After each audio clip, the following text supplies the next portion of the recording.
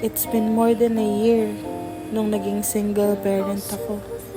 At ang masasabi ko lang, sobrang hirap talaga. Hindi ka pwedeng mapagod kasi kailangan mong tignan yung mga anak mo 24 oras. Hindi ka pwedeng magreklamo kasi wala namang ibang tutulong sa'yo kundi sarili mo lang. Hindi mo pwedeng ipakita sa mga anak mo na malungkot ka kasi gusto mong lumaki sila na masaya.